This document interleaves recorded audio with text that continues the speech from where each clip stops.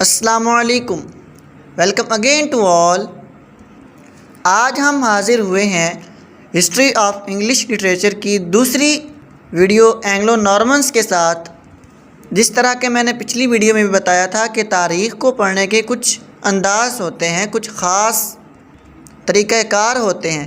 ان میں سے ایک طریقہ یہ ہے کہ ہسٹری کو ادوار میں تقسیم کر کے پڑھا جاتا ہے۔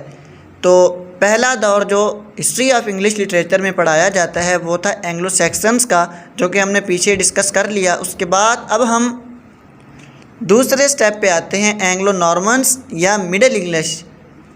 تو آج ہم اس کو اچھی طرح ڈسکس کرنے کی کوشش کریں گے۔ سو بغیر ٹائم ویسٹ کیے لیٹس سٹارٹ۔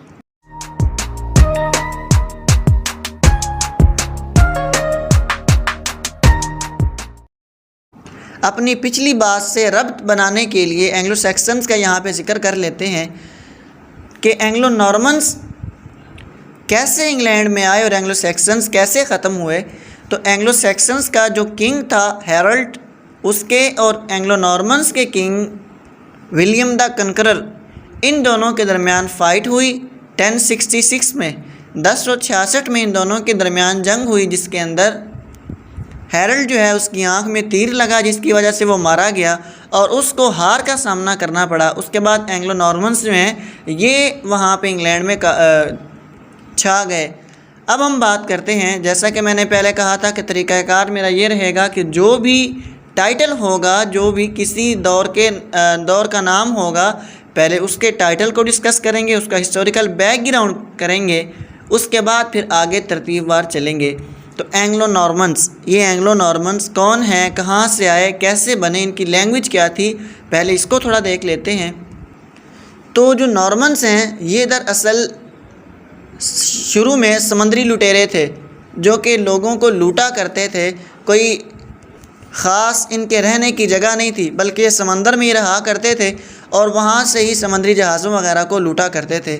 پھر ایک مرتبہ یہ ہوا کہ انہوں نے فرانس کو، یعنی فرینچ کنٹری کے اندر انہوں نے جا کے حملہ کیا۔ اب انہوں نے جب حملہ کیا تو ان کے اندر اتنی طاقت نہیں تھی کہ ان کے ساتھ لڑ سکیں، لہٰذا انہوں نے ویسے ہی اپنا سارا سامان ان کے حوالے کر دیا۔ تو جب ان کے حوالے سارا سامان ہوا، یہ وہیں رہ گئے، وہیں بیٹھ کر کھانے لگے۔ پہلے تو یہ چل پھر کر سارے ممالک میں جاتے، جو بھی وہاں پہ آتا ان کو لوٹتے لڑتے، تو بس ان کا یہی کام تھا۔ اس کے بعد جب یہ فرانس کے اندر آئے، وہاں پر رہنے لگے، وہاں کی عورتوں سے انہوں نے شادیاں کی، تو پھر وہاں کے ماحول میں یہ رچ بس گئے اور اتنے بریلینٹ لوگ بن گئے کہ پھر اس کے بعد انہوں نے بڑے اچھے انداز میں رہنا شروع کر دیا۔ کوئی لڑائی نہیں کیا کرتے تھے کسی کے ساتھ۔ فرانس کے اندر یہ رہے، فرینچ لینگویج انہوں نے سیکھی، فرانس کا سارا کلچر انہوں نے اڈاپٹ کیا اور کافی عرصہ تک وہاں رہے۔ اس کے بعد جب 1066 کے اندر اینگلو نارمنس کا جو کنگ تھا ولیم دا کنکرر بھی کہلاتا ہے، اس نے یہ اعلان کیا کہ ہم اینگلو سیکسنز کے ساتھ لڑنے جا رہے ہیں، یعنی انگلینڈ کے ساتھ ہماری جنگ ہے۔ تو اس نے اپنی فوج کو تیار کیا۔ اس نے جہاں سے اپنی فوج کو تیار کیا تھا، جو اس کا کیپٹل تھا وہ تھا نارمینڈے، فرانس کا کیپٹل تھا نارمینڈے۔ تو اس وجہ سے یہ اینگلو نارمنس کہلائے۔ تو وہ جب وہاں پر گئے، انہوں نے وہاں پہ لڑا، وہاں پہ ان کو شکست دی، تو اینگلو سیکسن میں سے اینگلو کو لیا اور نارمینڈے کی وجہ سے نارمنس، اینگلو نارمنس، اس وجہ سے اینگلو نارمنس کہلاتے ہیں۔ تو وہاں پہ جا کے انہوں نے جنگ لڑی اور اس کے بعد انہوں کو شکست دی اور یہاں پہ آ کے رہنے لگے۔ یہاں تک تو تھا ان کا ہسٹوریکل بیک گراؤنڈ۔ اب انہوں نے مین ورکس کیا کیا کیے، لینگویج ان کی بتانی رہ گئی، وہ یہ کہ یہ فرانس کی زبان یعنی فرینچ لینگویج بولا کرتے تھے۔ جب یہ انگلینڈ کے اندر آئے تو اپنا سارا کلچر بھی یہاں ہی لے کے آ گئے۔ جو انہوں نے فرینچ سے سیکھا تھا وہی سارا کچھ کلچر انہوں نے یہاں پہ لا کے ان لوگوں کو دیا، یہاں کی لینگویج ان کے اوپر مسلط کر دی۔ کیونکہ یہ اب پاور میں تھے، یہ اتھارٹی میں تھے، یہ لوگ جو ہیں اب بادشاہ تھے، ان کی حکومت تھی، لہذا یہ کچھ بھی کر سکتے تھے۔ انہوں نے آتے سار سب سے پہلے جیتنے کے بعد سب سے پہلے انہوں نے اپنا سارا کلچر ان کو اڈاپٹ کروایا، اپنی لینگویج ان کے اوپر مسلط کی۔ اس سے پہلے اولڈ انگلش وہاں پر بولی جاتی تھی۔ اب جب اینگلو نارمنس آئے تو یہ ایک بڑا مسئلہ بن گیا انگلش لینگویج کے لیے، وہ یہ کہ یہ پہلے لوگ جو ہیں یہ لینگویج انگلش بولا کرتے تھے، اور جو اوپر سے آ رہے ہیں وہ فرینچ بولتے ہیں۔ تو اب ان دونوں زبانوں کو ملا کر کچھ ورڈز انگلش کے لے لیے گئے اور کچھ فرینچ کے لے لیے گئے، ان دونوں کو ملا کر ایک نئی زبان وجود میں آئی اور وہ کہلائی اینگلو نارمن لینگویج، یعنی ان کی اپنی ایک زبان متعارف ہو گئی۔ تو اس کے اندر زیادہ تر یہی بولی جاتی تھی۔ اب پورے ملک کا ہر بچہ تو اینگلو نارمنس کی زبان بول نہیں سکتا تھا، کیونکہ ان کو ابھی ٹائم لگنا تھا فرینچ لینگویج سیکھنے میں۔ تو اس وقت جو امیر طبقہ ہوتا تھا، جو بڑے گھرانے کے لوگ ہوتے تھے، جو شاہی لوگ ہوتے تھے، وہ فرینچ لینگویج بولا کرتے تھے، اور جو بیچارے غریب ہوا کرتے تھے، مزدور طبقے کے اور مڈل کلاس لوگ ہوا کرتے تھے، وہ انگلش لینگویج بولا کرتے تھے۔ آج کے زمانے میں ویسے اس سے الٹ ہوا پڑا ہے، لیکن اس وقت ابتدا کے اندر جو غلبہ تھا وہ فرینچ لینگویج کا تھا، اور امیر لوگ، بڑے لوگ سرکاری دفاتر کے اندر اور دیگر تمام سرکاری اداروں کے اندر فرینچ لینگویج ہی رائج تھی اور وہی بولی جاتی تھی، اور جو بندہ فرینچ لینگویج بولا کرتا تھا اس کو بڑا امیر ترین اور بڑا اچھا سمجھا جاتا تھا، اور جو انگلش بولتا تھا اس کو بڑا غریب اور نیچا سمجھا جاتا تھا۔ تو یہ ان کا ذرا سا ہسٹوریکل بیک گراؤنڈ ہو گیا اور ان کی لینگویج کے بارے ہو گیا۔ اس کے بعد ہم نے یہ ڈسکس کرنا ہے کہ اس دور کے اندر سب سے مشہور کام کیا ہوئے، کچھ موومنٹس ہوئیں، کچھ نئی ایجادات ہوئیں، ان کے بارے میں بات کریں گے کہ مین فگرز کیا تھے۔ اس کے بعد دوسرے نمبر پہ ہم یہ ذکر کریں گے کہ اس دور کے اندر سب سے بڑے رائٹرز کون تھے، اور پھر اس کے بعد ان کے ورکس کیا تھے۔ تو ان چیزوں کو ہم ڈسکس کریں گے۔ مین فگرز میں سب سے پہلے جو ہمارے پاس چیز آتی ہے وہ ہے کروسیڈ کی وار۔ مسلمانوں اور عیسائیوں کے درمیان ایک وار ہوئی تھی، کروسیڈ، جو کہ ادھر ان کا جو چرچ کا پال تھا اس کا یہ کہنا تھا کہ چونکہ یہاں پہ سب لوگ عیسائی تھے، وہ لوگ اپنی اس عیسائیت کو مزید بڑھانا چاہتے تھے، تو انہوں نے یہ فیصلہ کیا کہ ہم جو ہے وہ مشرق کے اوپر حملہ کر کے، جو ہمارے علاقے ہے مشرق، یہاں پہ ہم حملہ کرتے ہیں اور وہاں پہ بھی اپنی عیسائیت کا جو ہے وہ پرچار کریں گے۔ یہ یاد رکھیے کہ اس وقت تمام سوشل اداروں پر جتنے بھی سوشل انسٹیٹیوشنز تھے، جتنے بھی حتیٰ کہ کنگ کا جو منارک تھی، جو بادشاہت تھی، اس پر بھی اگر کسی کا حکم چلتا تھا وہ صرف چرچ کا چلتا تھا۔ چرچ کے اندر جو رہنے والے جو پال تھے، جو ان کا کلرجی ہوتا تھا، صرف اسی کا حکم شاہی فرمان کے طور پہ جاری ہوا کرتا تھا، باقی جو بھی تھے وہ اس کے بعد تھے، سب سے پہلے اس کا حکم ہوا کرتا تھا۔ تو اس نے یہ حکم دیا کہ ہم اپنی عیسائیت کو مزید آگے بڑھائیں گے۔ تو یہ جو فلسطین، یروشلم وغیرہ، یہ ان کے نزدیک ان کے مقدس مقامات ہیں، تو وہ کہتے تھے کہ ہم نے مسلمانوں سے اپنے مقدس مقامات کو حاصل کرنا ہے۔ تو اپنے ان مقامات کو حاصل کرنے کے لیے اور عیسائیت کا مزید آگے پرچار کرنے کے لیے انہوں نے یہ وار شروع کی، صلیبی حملے شروع کیے۔ اس سے پہلے ان کے پاس اپنا لٹریچر میں کوئی ورک نہیں تھا، لیکن جب یہاں پہ انہوں نے حملے شروع کیے تو اس کے بعد جب ان کے لوگ یہاں پہ آئے، وہ یہاں سے اپنے ساتھ بہت کچھ لے کر گئے، بہت کچھ سے مراد یہاں کا لٹریچر لے کر گئے۔ اب اس سے پہلے تک یہ ہوا کرتا تھا کہ جو کلرجی تھا وہی لوگوں کو تعلیم دیا کرتا تھا، وہی لوگوں کو اچھے برے کی تمیز بتایا کرتا تھا، لوگ صرف اور صرف اسی کے محتاج تھے اپنے ہر کام میں۔ لیکن اب جب یہاں سے لٹریچر گیا، لوگوں کے پاس پہلے تو پڑھنے کو کچھ نہیں تھا، اب انہیں کچھ پڑھنے کو ملا، کچھ سیکھنے کو ملا، تو لوگوں نے اب تھوڑا بدلنا شروع کیا، انہوں نے اپنے تئیں پڑھنے کی کوشش کی۔ اس سے پہلے تک جو اینگلو سیکسنز کا دور ہے اس کو ڈارک ایجز کہا جاتا ہے۔ اب چونکہ ڈارک سے مڈل کی طرف آئی ہے تو پھر اس میں کچھ نہ کچھ بہتری تو آنی ہے نا، تو یہ لوگ مسلم سے لٹریچر لے کر، ان سے چیزیں لے کر اپنے آپ کو پروان چڑھاتے رہے۔ اس کے بعد جو مین ورک تھا، مین فگر تھا، وہ یہ تھا کہ اس وقت آج کے دور کی بہت بڑی اور بہت مشہور انگلش کی یونیورسٹیز یعنی کیمبرج اور آکسفورڈ، ان کا ابتدا ہوا، کالجز کھولے گئے، سکولز کھولے گئے، کیونکہ جب لٹریچر آیا، لوگوں نے اپنے تئیں پڑھنا شروع کیا، تو انہوں نے سوچا کہ صرف کلرجی ہمارے لیے کافی نہیں ہے، بلکہ ہمیں خود اکٹھے ہو کر ایک ایسا ادارہ بنانا چاہیے، ایک ایسی جگہ ہونی چاہیے جہاں پہ ہم لوگ مل کے پڑھیں پڑھائیں، وہاں پہ کوئی مکمل سیٹ اپ ہو۔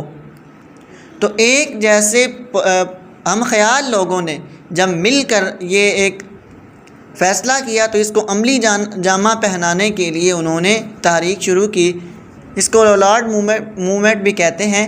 تو اس وقت انہوں نے سکولز اور کالجز کھولے اور یونیورسٹی کی ابتدا رکھی، اس کے اندر انہوں نے اپنے کام کو شروع کیا۔ یہ مین فگرز تھے۔ ویسے یاد رکھیے کہ مڈل ایج جب بولا جاتا ہے تو اس کا مطلب 1066 سے لے کے مکمل 1500 تک ہے، لیکن اس کو آگے سب ڈیوائیڈ بھی کیا جاتا ہے کہ 1066 سے لے کے 1340 تک۔ اس کی وجہ یہ ہے کہ 1340 میں جیفری چوسر اس نے جنم لیا، جو کہ بہت امپورٹنٹ فگر ہے، جو کہ انگلش لینگویج کے اندر فاؤنڈر آف انگلش پوئٹری کہا جاتا ہے، فادر آف انگلش پوئٹری بھی اس کو کہتے ہیں۔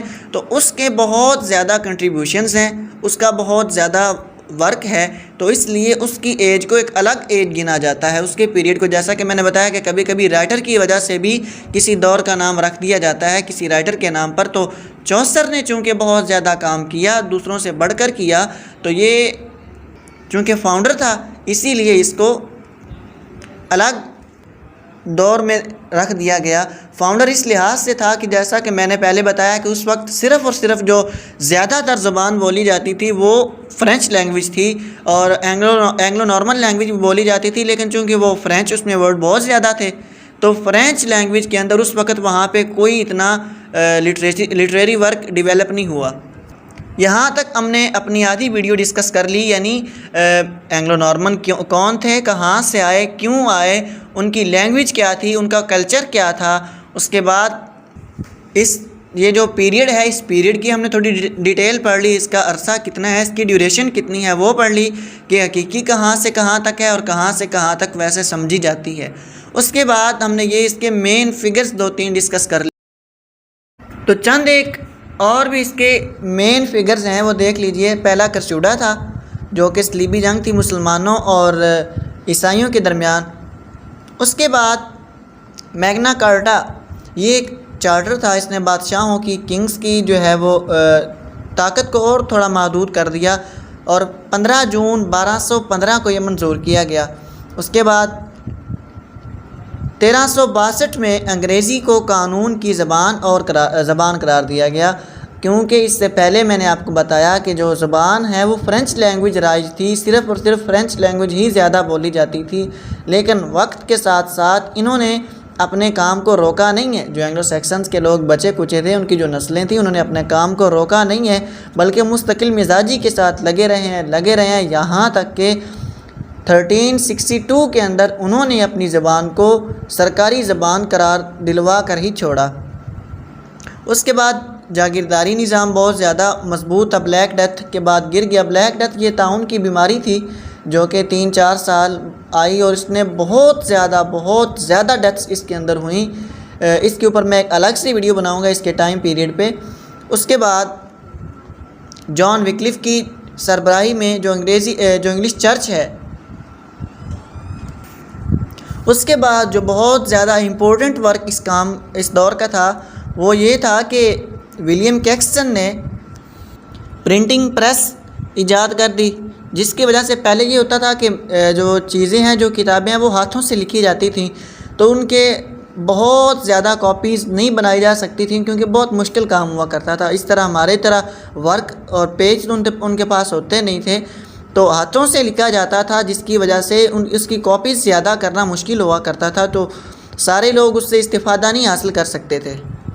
جب پرنٹنگ پریس آئی تو اس کے آنے سے بہت زیادہ کتابوں کی کاپیز ہونا شروع ہو گئی، جو کہ پھر اس کے بعد جان وکلف نے جب بائبل کو ٹرانسلیٹ کر دیا، بائبل لوگوں کے گھر گھر جانے لگی۔ اس سے پہلے بائبل لیٹن لینگویج میں تھی، اور یہ لوگ لیٹن جانتے نہیں تھے، تو جو کلرجی نے کہنا ہے وہ ان بیچاروں نے کرنا ہے، چاہے وہ اچھا ہے چاہے برا ہے۔ اس نے برا کہنا ہے تو انہوں نے کرنا ہے، اس نے اگر نہیں کہنا تو انہوں نے نہیں کرنا۔ تو جب بائبل ٹرانسلیٹ ہو گئی تو اس کے بعد ان لوگوں کے پاس اختیار آ گیا کہ یہ بائبل کو خود سے پڑھ کے اس سے اپنے جو ہے وہ احکام نکال سکتے تھے اپنے لیے۔ گائیڈنس جو پہلے کلرجی کے پاس، چرچ کے پاس جانا پڑتا تھا، تو یہ یہاں سے لے لیا کرتے تھے خود ہی۔ اس کے بعد جب جھڑپیں ہوتی رہی مسلمانوں اور عیسائیوں کے درمیان، تو عیسائیوں کو اکثر شکست ہوتی رہی۔ محمد دوم یعنی محمد ٹو اس کو انگلش میں کہا جاتا ہے، وہ اس وقت اپنی جنگ کا سپہ سالار تھا، تو اس نے بہت زیادہ عیسائیوں کو شکست دی۔